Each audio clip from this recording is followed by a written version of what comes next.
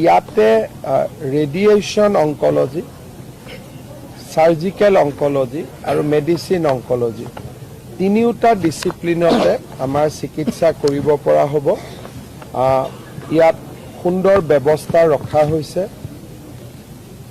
Radiation থেৰাপিৰ কাৰণে লাইনেক মেচিনৰ পৰা আৰম্ভ কৰি MRI লৈকে সকলো সুবিধা থাকিব। আৰু আমি চেষ্টা কৰিম যে কেঞ্চাৰৰ চিকিৎসাৰ বিশেষভাৱে ফ'কাছ ৰাখি ইয়াতে এখন BSc নাৰ্ছিং ইনষ্টিটিউট এখনো একেলগে আৰম্ভ কৰাৰ বাবে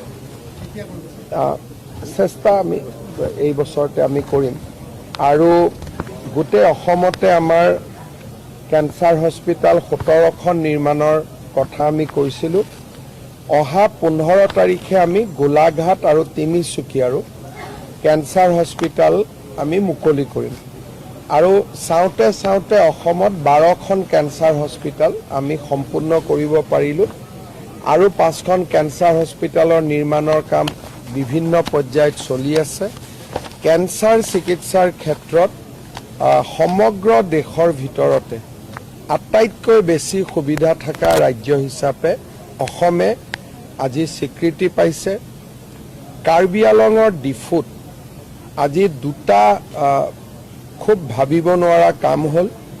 ডিফুত ফ্লাইঅভাৰ নিৰ্মাণ হ'ল প্ৰায় 200 ক্ৰ'ৰ্ছ ব্যয় কৰি। তাক আজি আমি ৰাইজৰ বাবে মুকলি কৰি দিলোঁ।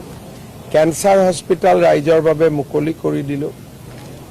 এক প্ৰকাৰ ডিফুলৈকে এটা ভাবিব নোৱাৰা পৰিৱৰ্তন আহিলে।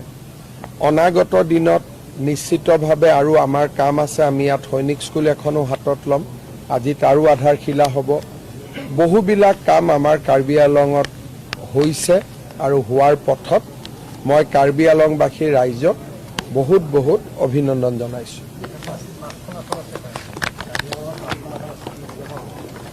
এই কামবিলাকেইতো ভোট দিব, গতিকে আৰু বেলেগ কৰি ইলেকশ্যন কেম্পেইন কৰিব নালাগে। আজিৰ পৰা যিমান মানুহে ফ্লাইঅভাৰ দি গাড়ী চলাব সকলোৱেতো গম পাব যে কোনখন চৰকাৰক ভোট দিব লাগে। ইয়াত আহিবৰ বাবে মই প্ৰেয়াৰ নকৰোঁ। ইয়াক দূৰৰ পৰাই চাব লাগে। ইয়াত নাহাটোৱে ভাল, ভগৱানক খাটিম। কিন্তু অন্ততঃ এতিয়াৰ পৰা ৰেডিয়েশ্যন ল'বৰ কাৰণে গুৱাহাটী মুম্বাই যোৱাৰ পেচেণ্টসকলৰ প্ৰয়োজন নাই, ইয়াতে ল'ব পাৰিব। আৰু কামেই পৰিচয় হৈ পৰিছে আজি, বেলেগ পৰিচয়ৰ কোনো প্ৰয়োজন নাই। কোনটো এইটো মই নটিফাই 15 তাৰিখৰ আগতে কৰি দিব খুজি আছোঁ। আজি বা কালি বহি কৰি দিম, হৈ যাব।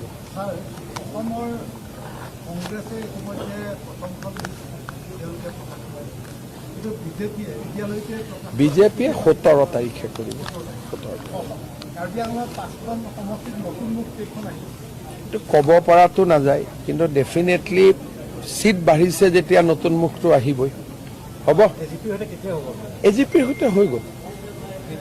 এইটো 17 তাৰিখে আমাৰ পাৰ্লিয়ামেণ্টাৰী বৰ্ডত হ'ব। AGPৰ সৈতে আলোচনা নাই আৰু সম্পূৰ্ণ